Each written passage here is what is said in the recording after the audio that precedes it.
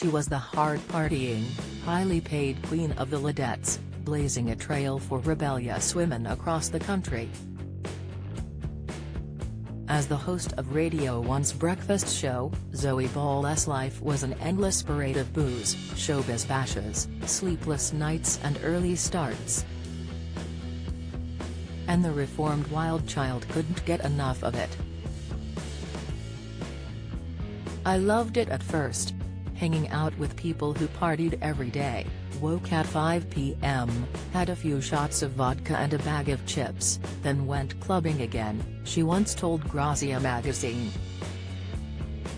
The debauchery was so off the charts that Zoe, who was fronting Red Nose Day's Comic Relief today, would later admit she only has vague memories of her 2.5 years at the helm of one of the UK's biggest radio shows.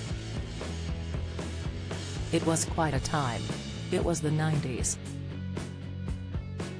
It was wild," she confessed. By the time she fell for ex-husband Norman Cook, aka Fatboy Slim, in 1998, they were a match made in hedonistic heaven, meeting in Ibiza when Zoe was hosting the breakfast show from the party island. The pair famously stayed up all night, with Norman delivering Zoe to the breakfast show fresh from a night on the lash. Zoe said of their first encounter, "We bumped into Norman and he said, 'How would you like to not go to bed with me tonight?' Meaning let's go out all night. So we went into every club in Ibiza and I did the breakfast show the next morning on no sleep. But what a night."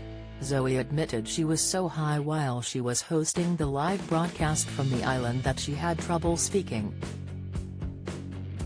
She said, "As the show finished and my high from the night before started to fade, I looked around at the Radio 1 people and thought, I might get the sack."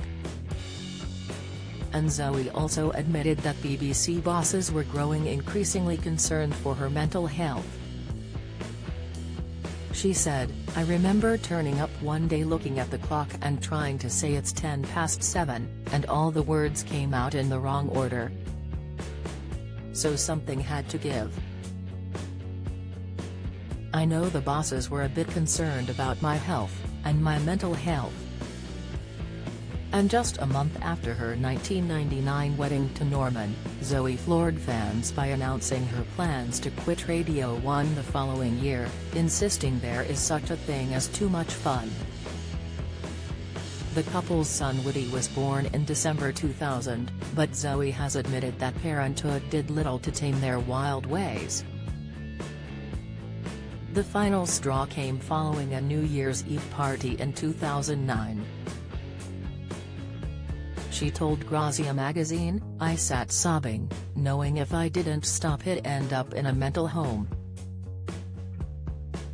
I called the therapist he'd been seeing and asked for help."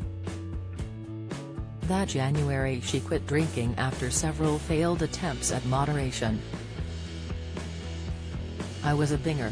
Nothing at all, and then I'd drink anything and go crackers and not know when to stop or when to go home," she previously explained.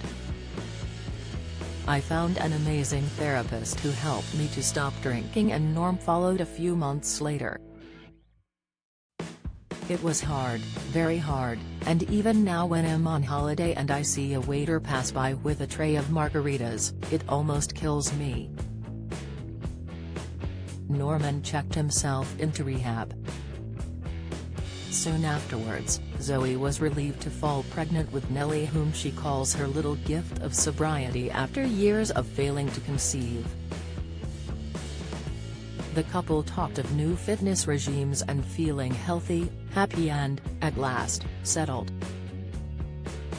Norman, who changed his real name to Quentin when he became bassist for pop band The House Martins, said, "I'm glad I had all those crazy years. We partied our tits off around the world and enjoyed every minute.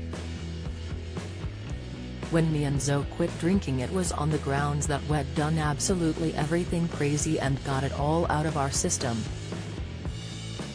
There were no regrets. Zoe remained sober until 2014 and quit again in 2016, the same year she and Norman announced their separation. Red Nose Day comic relief airs tonight at 7 p.m. on BBC One.